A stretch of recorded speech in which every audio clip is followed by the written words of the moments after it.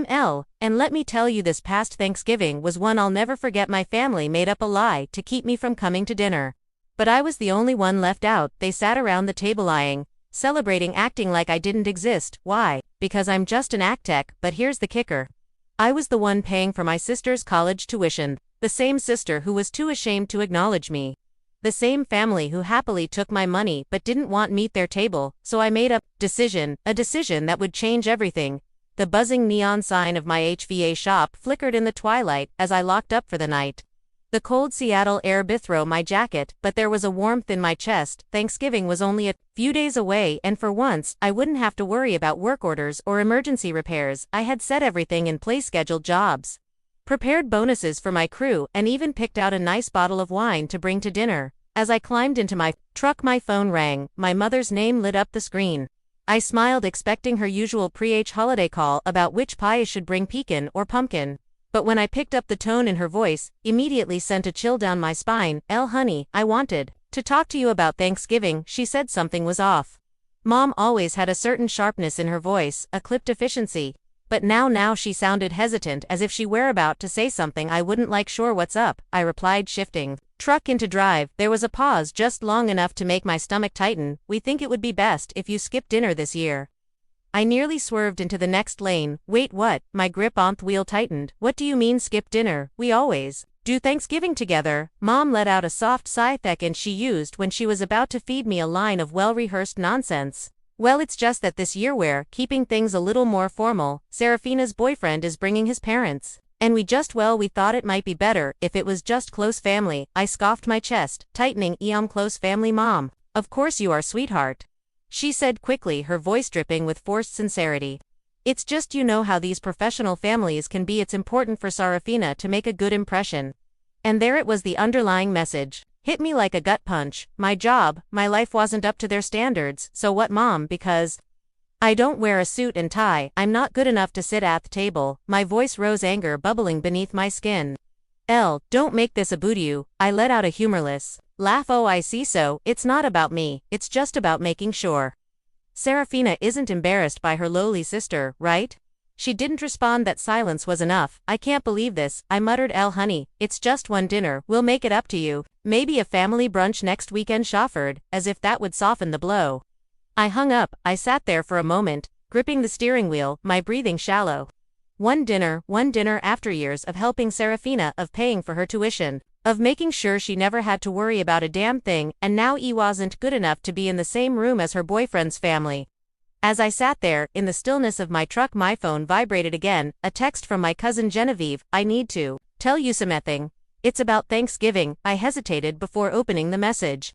I overheard Mom and Serafina talking the other day. Serafina told her she didn't want you there because she was afraid it would make her look bad in front of Dorian's parents, she said, and I quote, I didn't want them to think we come from a working class background. I read the message twice, Mistamax sinking my own sister, the same one whose textbooks, tuition, and rent I had been covering for years, was ashamed of me, ashamed of the work I did, ashamed of the life I built with my own hands. I wanted to throw my phone against the dashboard, but I just sat there gripping hot so tightly my knuckles turned white. Looking back, I should have seen the signs.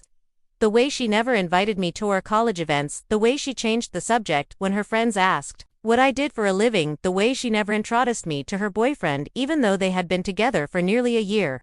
I had ignored it, convinced myself I was being paranoid, but this was undeniable. Thanksgiving Day arrived, and for the first time in my life, I spent it alone. I tried to distract myself, went for a long drive, stopped at a diner for coffee, even called a few friends, but nothing dulled the ache in my chest. That evening, against my better judgment, I checked social media. There they were, smiling family photos, the perfectly set downer table, Serafina in a sleek dress beaming next to you, Dorian, his parents looking equally polished, and I wasn't anywhere in sight. That was the moment something in me shifted. If I wasn't good enough to sit at their table, then my money wasn't good enough to pay for Serafina's tuition, so I made a decision that would change everything. The next morning, I woke up feeling lighter. It wasn't relief exactly, more like clarity, the kind that only comes when you finally stop making excuses for people who don't deserve them. I made my coffee, sat at the kitchen table, and pulled out my laptop. Logging into the university's payment portal had become second nature to me over the years. I knew the password to Serafina's account better than I knew my own streaming login, due date 2 weeks balance. $21,500. I stared at the number, my fingers hovering over the trackpad.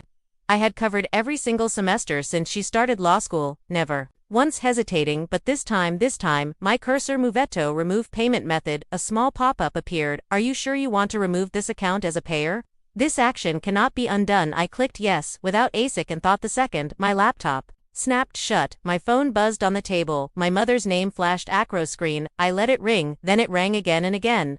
By the fourth call I sighed and picked up, already bracing myself. Mom's voice was sharp, exasperated, like she had already been in mid-argument before I even answered. What are you doing? I took a slow sip of my coffee. Good morning to you too, Mom. Don't play games with me, she snapped. Serafina just called, hysterical, saying you cut off her tuition payment. Tell me that's not true. Oh, it's true, I said flatly. Silence, then a sharp intake of breath. Ella, how could you be so cruel? Cruel, I laughed, a short humorless sound. That's an interesting choice of words, considering she's the one who got me disinvited from Thanksgiving because was embarrassed by me. She was just trying to make a good impression on Dorian's family, Mom argued, her tone shifting into that saccharine guilt-tripping mode she always used when she wanted something from me. You know how these things work. She's young, she doesn't think things through. She's 24, Mom. She's old enough to know exactly what she's doing. Another pause, then inevitable. You promised you'd support her through school. No, I corrected, my grip tightening on my mug. I promised to help my sister, not someone who treats me like I'm disposable. She didn't mean it that way. She meant it exactly that way. Mom let out a frustrated sigh. You're overreacting. Family makes sacrifices for each other. That's just what we do. I swallowed back a bitter laugh. Funny how family only applies when I'm the one giving, when it's my turn to expect a little basic respect. Suddenly, I'm asking for too much. She needs this, so did I. Mom fell silent for once. She didn't have an immediate comeback. No rehearsed lines about what's best for the family or how Serafina's future depended on May. Let the silence stretch before I spoke again, voice steady. I'm done. Number, I mean it. I've spent years paying for her education, covering every expense, making sure she never had to worry about a damn thing, and the one time I needed her to just acknowledge me, she chose to erase me instead. Momex hauled, exasperated. You're being so dramatic. I think we're done here, I said, ignoring the sharp sting in my chest. Wait, I hung up. For a long moment, I just sat there, my pulse hammering against my ribs. I had done it. I had actually done it. I should have felt guilty. Maybe a part of me did, but it was so small, so buried under years of resentment that I barely noticed it. Instead, I felt something else, something dangerously close to satisfaction. I sat in the dim light off my living room, the hum of the city outside, barely reaching through the thick glass windows, the half-empty cup-off. Coffee on the table had long since gone cold. But I didn't move. My mind was too busy unraveling years of memories, each one a piece of a puzzle I had refused to see clearly until no. Serafina had been ashamed of me for a long time. I just hadn't wanted to admit it. The signs had always been there. I remembered last Christmas, when she threw a big party for her law school friends. I had found out about it only through a stray Instagram post, her smiling face front and center, with a caption about celebrating success with the best people.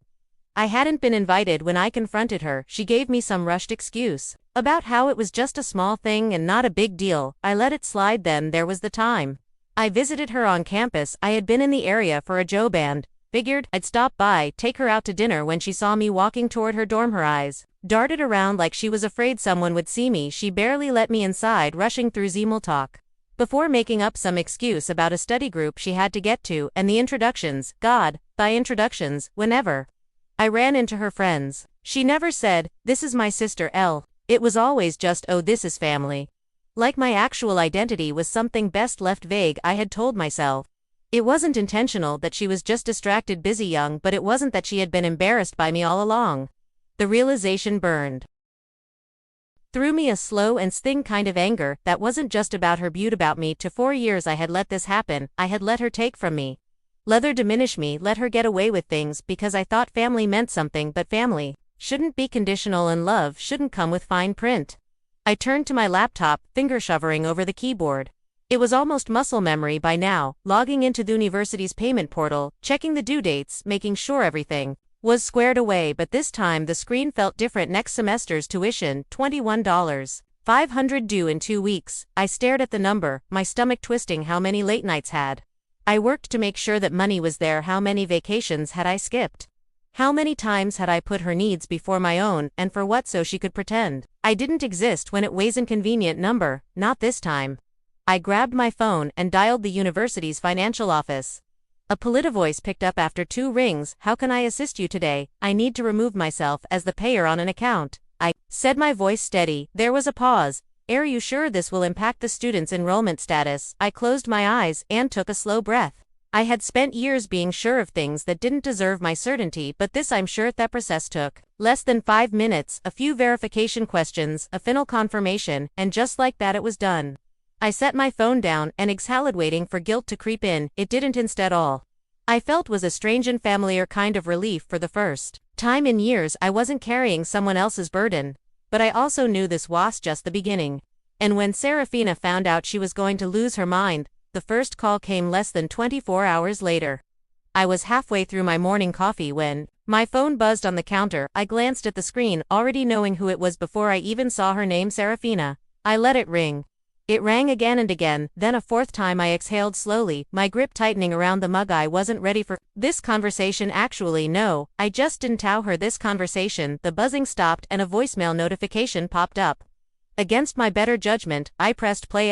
What the hell? I just got an email from the university saying my payment was declined. This has to be a mistake. Call me back. Her voice was real panicked.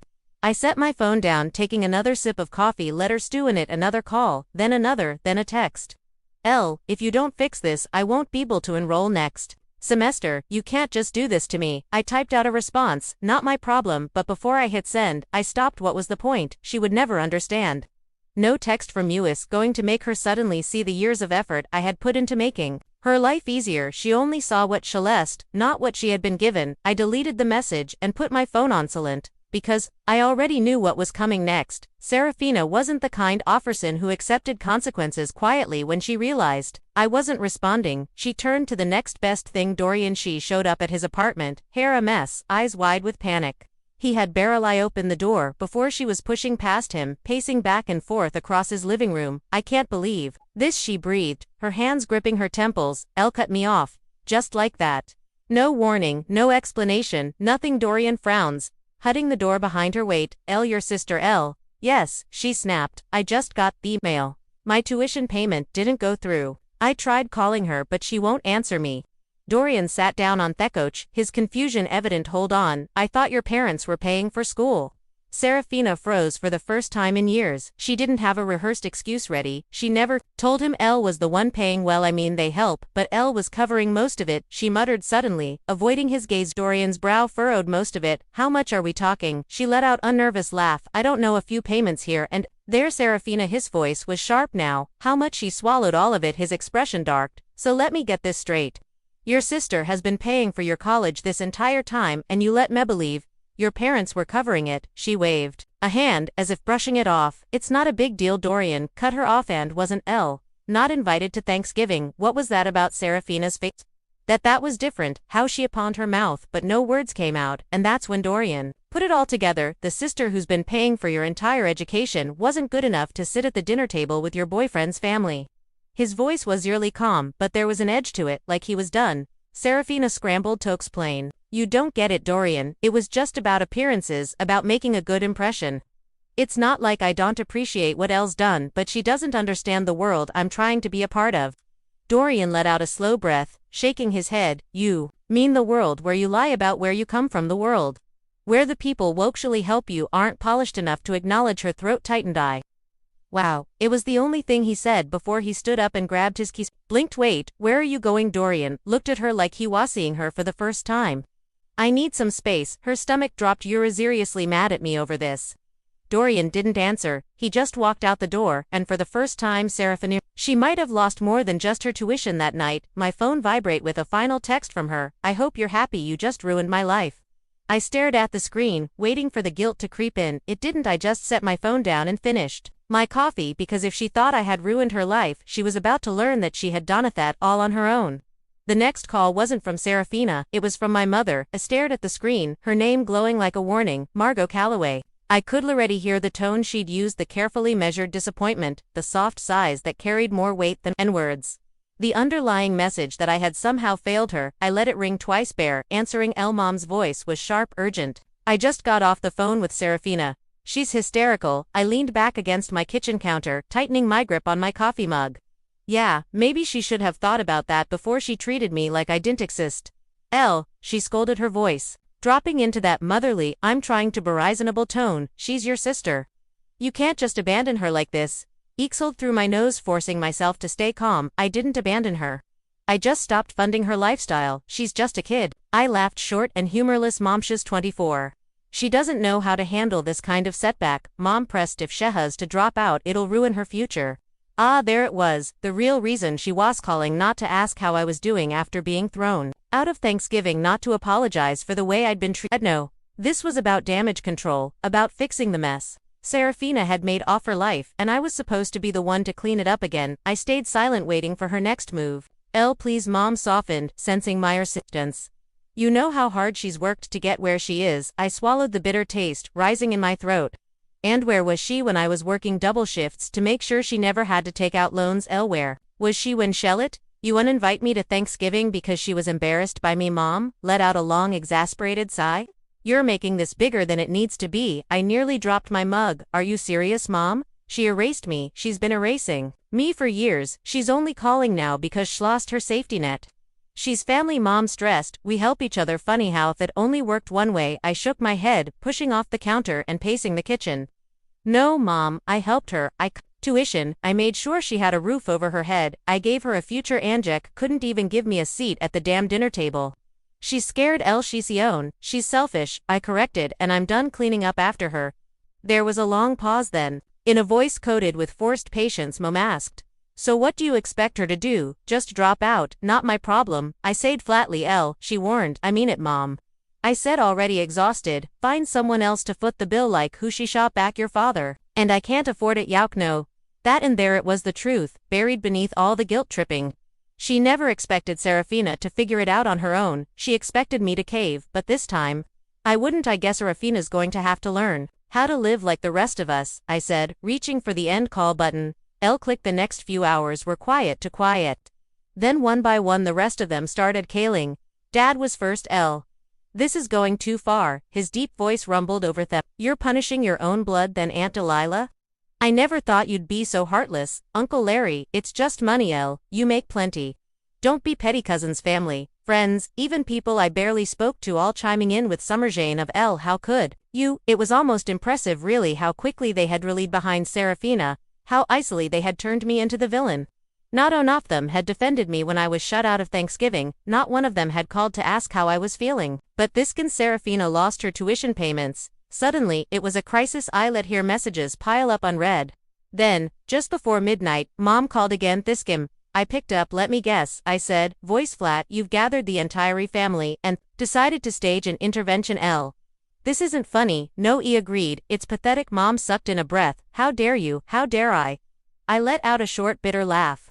Where were all of you when I was working weekends, pulling overtime, making sure had of everything she needed? Silence. Where were you when she pretended I didn't exist, when she hid me from her friends, when she made it very clear that my life, my work wasn't good enough for her? Mom cleared her throat. Elle, it's not like that. It is like that, I snapped. And let me very clear, Mom, I'm done. Serafina is on her own. I hung up, and I meant every word.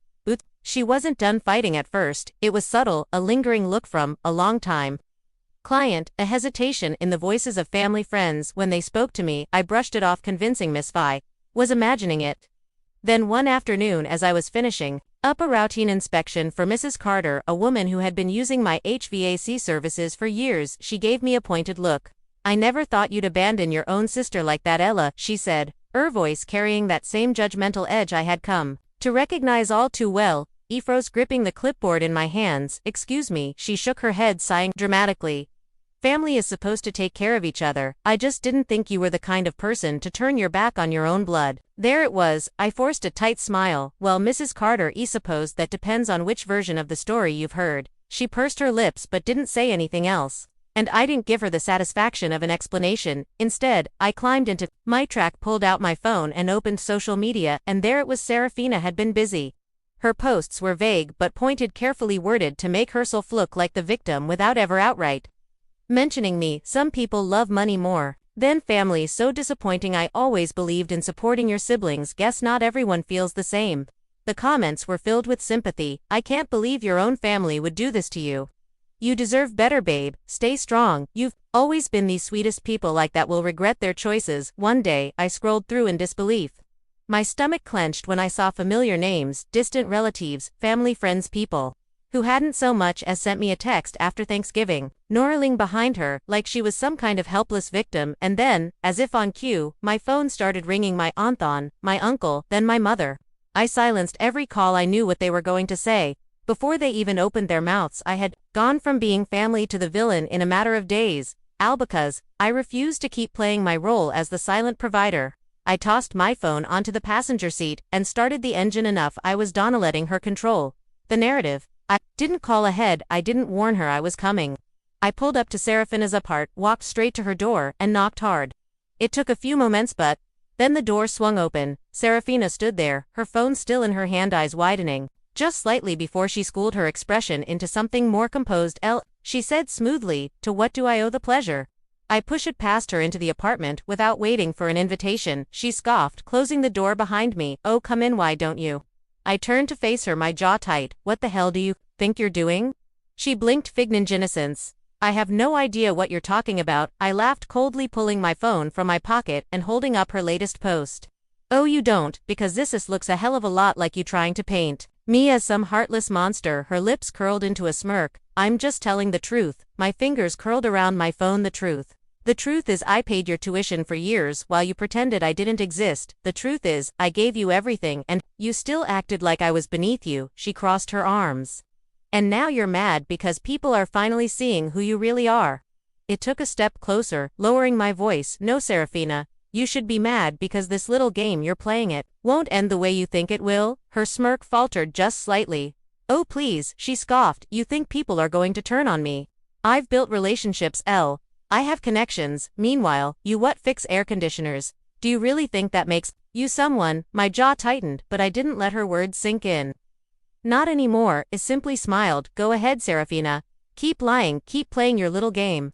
Keep manipulating people into thinking you're the victim. I turned toward the door, my hand on the handle. Then just before leaving, I looked back at her, because when this all crashes down on you, I won't be there to save you. And she was about to learn just how alone she really was, because her perfect little world was already starting to fall apart. I didn't have to do anything. Serafina had spent years building a life on borrowed resources, my money, my sacrifices, my silence. But now that I had cut her off, the foundation beneath her was crumbling, and the best part, she had no one to blame but herself. Dorian was the first I realized something wasn't right. It started with a simple message, anonymous, into his inbox late at night. Did you know your girlfriend has been lying about who's paying her tuition? At first he brushed it off. Internet trolls, people with nothing better to do, but something noted at him, an uneasy feeling he couldn't shake. Hester did digging. He contacted the university, pretending to be Serafina. It took him 3 tries to get through to the right department, but when he finally did, the answer was clear. Her tuition hadn't been paid, not by her, not by her parents. No record of payment for the upcoming semester, no scheduled transactions. Just a long history, off payments from a now-removed sponsor, L. Calloway. That night, when Serafina showed up at Athie's apartment expecting another evening of wine and carefully curated romance sesh, was met with something else entirely. Dorian stood at the door, arms crossed, phone in hand. His expression was unreadable, but his voice cold. Why did I have to hear from someone else that L was paying for your education? Serafina blinked. What? Dorian stepped aside, letting her walk in, but she already felt the shift in the air. The myth between them was gone. I called the university, he continued, shutting the door behind her. I wanted to see if there was a way I could help with your tuition since you were so stressed about it. But imagine my surprise when they told me you didn't even have a payment plan set up because your sister was covering everything. Serafina's mouth opened then closed. She swallowed hard, shaking her head. Dorian, it's not a big deal.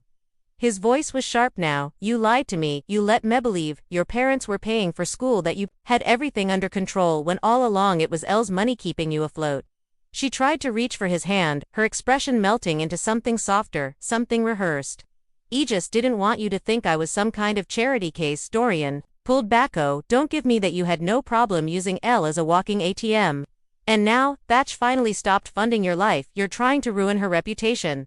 Serafina stammered. I wasn't. I mean, Just Dorian let out a humorless laugh. I can't believe I was blind to this Hesshook, his head running a hand through his hair. I don't even know who you are anymore. Her chest tightened. Dorian exhaled slowly, then met her eyes. I think you should go. She stared at him, stunned. You're breaking up with me. I can't be with someone who lies this easily, he said simply, the words, hither, harder than she expected. For the first time, Serafina felt something crack inside her. She turned toward Theodore, waiting, hoping he would stop her. He didn't. The next morning, she woke up tossing. Even worse, she had barely slept, eyes swollen from crying, her phone clutched in her hands, waiting for a message from Dorian that never came. But there was another notification, waiting for her, an email subject, final warning, tuition payment past due. She sat up, heart pounding. Dear Miss Calloway, this is your final notice regarding your outstanding tuition balance. If payment is not received within 48 hours, you will be automatically unenrolled from your courses. Sincerely, University Finance Office. Serafina's stomach dropped. This wasn't happening. She scrambled out, off bent hands shaking as she clicked onto the student portal. The balance was still there. No pending payments, no extensions granted. Her mind raced. Alone she could apply for a student loan. She pulled up the application form, typing in her parents' information, knowing she'd need them as co-signers. Denied, bad credit, too much, outstanding debt. She gritted her teeth and tried again, using a different lender. Denied, her hands clenched into fists. This wasn't how it was supposed to go. This wasn't her life. She picked up her phone, scrolling to Dorian's name. She hesitated, then pressed call. Voicemails called again. Voicemail. Tears burned in her eyes as she moved to the next contact. Her finger hovered over the dial button, but when she pressed it, the screen immediately flashed. User has blocked you. She was out of options for the first time. Serafina realized, truly realized, just how alone she was. So Serafina did what she always did. She lashed out. I was in the middle of a staff meeting when the front door to my office slammed open so hard it rattled the glass. The conversation around me died instantly. Every head in the room turned toward the entrance, and there she was, stood in the doorway, her hair a mess, eyes red-rimmed, breath heaving like she had sprinted here in a blind rage. The look on her face was pure fury. You ruined my life, she shrieked. I set my clipboard down, exhaling slowly. Here we go. No, I said, keeping my voice even. I stopped paying for it. You're in it yourself. A hush fell over the office. Employees paused mid-task. A couple of clients in the waiting area exchanged nervous glances, but Serafina didn't care. She didn't care about the audience or the scene she was causing. She was here to make sure I suffered. You abandoned me, she spat, stepping further inside. You left me with nothing. How could you do this to your own sister? I crossed my arms, leaning against my desk. That's funny, I don't remember you calling me your sister when you were lying to your boyfriend about where your tuition money came from. Her jaw clenched. That's different, is it? I tilted my head. Because it seems to method, you only acknowledge me when you need something. Her eyes darted around, as if searching for an ally, someone Wow would see her side, someone who would back her up. No one did so. She turned Toplin B. Lifting her chin, she let her voice rise, ensuring everyone in the room could hear. She abandoned her own family. Nothing. She's selfish. She only cares about herself. Silence. She's not who Yao Will thinks she is. The weight of her words hung in the air, but there was no reaction, no sympathy, no outrage on her behalf, just the quiet disapproval of people who had seen what kind of person she was in real time. And then from the corner of the room, my senior employee Harry stepped forward. Ma'am, he said, his voice calm but firm. You need to leave. Serafina whirled on him. Excuse me, this is a place of business, Harry continued, unfazed. And you're disrupting it. I'm her sister, she shrieked. Harry barely blinked. And this is her business. You're trespassing. Serafina let out a strangled, frustrated sound. You don't understand. She's leaving me with, she's ruining my future. Harry didn't flinch. No ma'am, she just stopped letting you take advantage of her. That was it. That was the moment their realization sank in. No one here was on her side, not anymore. Security arrived within minutes, called in by one of my employees without me even needing to say a word. They escorted her out as Cha screamed and cursed, her voice echoing down the street. And just like that she was gone. Later that night my phone rang. I almost didn't answer, but a part of me knew this was the last time they'd try, the last time they'd bother. I sighed and picked up. We need to talk. Mom's voice was tight. Her usual performance, off gentle concern, stretched thin. I didn't respond. Dad cleared his throat. Look honey, maybe things got out of hand, but Serafina's young. She needs help. I closed my eyes, pressing the phone closer to my ear. Let me guess, you think it should help her? Mom exhaled sharply. Come on, maybe we can work something out too. Or doing well, after all. I laughed low. Bitter, I said, stretching my legs out on the couch, so now I'm part of the family again when you need my money. Don't be like this, Dad said, his voice stiff. We just think. No silence. You think you'll cave, that I'll do what I've always done, that I'll sacrifice my peace for her comfort. I shook my head, even Thothy couldn't see me.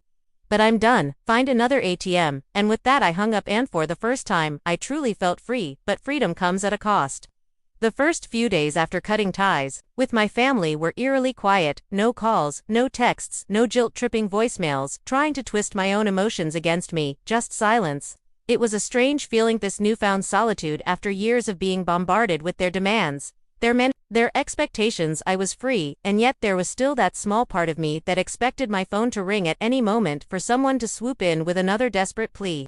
But no one did. Instead, the days stretched on peaceful and uninterrupted. And for the first time, I allowed myself to breathe. It was Genevieve who finally broke the silence. I was on my lunch break sitting outside my office with a coffee in hand when her name popped up on my phone. I hesitated for a moment before answering. Hey, I said, leaning back in my chair. Hey, she replied, her voice softer than usual. I wanted to check in, see how you're holding up.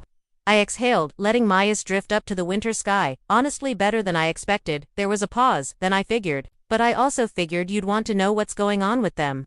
I didn't ask who them was. I already knew. Still, I didn't respond right away. Did he want to know? Did it even matter? Genevieve took my silence as permission to continue. Serafina moved back home. She said, her tone neutral. She's taking a break from school, says she's going to figure things out, but well, you know how shiz. I closed my eyes, unsurprised. And your parents? I asked Kadal, already knowing the answer. They're struggling financially, but of course, they won't admit you were right. She said with a humorless chuckle, they're still blaming you for everything. As if it's your fault that Serafina burned every bridge she had. I nodded to myself, taking a sip of my coffee. Sounds about right, they'll never change, Elle, she said after a pause. I hope you know that. I murmured. I think I've always known, I just wasn't ready to accept it before. Well, she sighed, for what it's worth, I think you did the right thing. A small smile tugged at the corner of my lips. Thanks, Jen. Anytime, she said, and hey, Merry Christmas. You deserve a good one this year. The day before Christmas Eve, I found myself sitting at my desk staring at expansion plans for my business. It was growing faster than I had ever imagined. More clients, more employees, more opportunities. For so long my success had felt like something I had to downplay, something I had to apologize for, but not anymore. Why wasn't ashamed of the life I had built? I was investing in myself now, not in people who saw me as nothing more than a walking bank account, and that was the most freeing realization of all. That night, as I was winding down for bed, my phone buzzed on the nightstand. It glanced at the screen, a text from my mother. Merry Christmas, we miss you. Let's talk. I stared at the message for a long time, my fingers hovering over the screen. Year ago, I would have jumped at the chance. I would have let guilt guide me. Would have second-guessed myself, would have given in, but not this time. I took a deep breath, exhaled slowly, then deleted the message. I had nothing left to say. For the first time in my life, I chose myself in. It felt damn good. Before we wrap up, let me leave you with something to think about. Life has a way of teaching us hard lessons, especially when it comes to family. We're raised to believe that family is everything, that no matter what should always be there for them. But what happens when that loyalty is one-sided, when your sacrifices are but never appreciated? Walking away from a toxic family dynamic doesn't mean you don't love them. It doesn't mean you're selfish. It means you're finally choosing yourself, and that's not something to be ashamed of. It's something to be proud of. If there's one thing I hope you take away from my this: your worth is not measured by what you can do for others. You are not an ATM, you are not a stepping stone. You deserve respect, even from the people who share your blood. Now I want to hear from you. Have you ever had to set boundaries with family? Have you ever walked away from a situation that was draining you? Let me know in the comments. I read every single one. And if this story resonates with you, if it made you feel seen, drop a 1 in the comments, or tell me where you are watching from. If you didn't like it, tell me why. I want to hear your thoughts. Make sure to subscribe to the channel so you don't miss the next story. Trust me, we have plenty more to tell. Thanks for watching, and remember, choosing yourself is never the wrong choice. See you in the next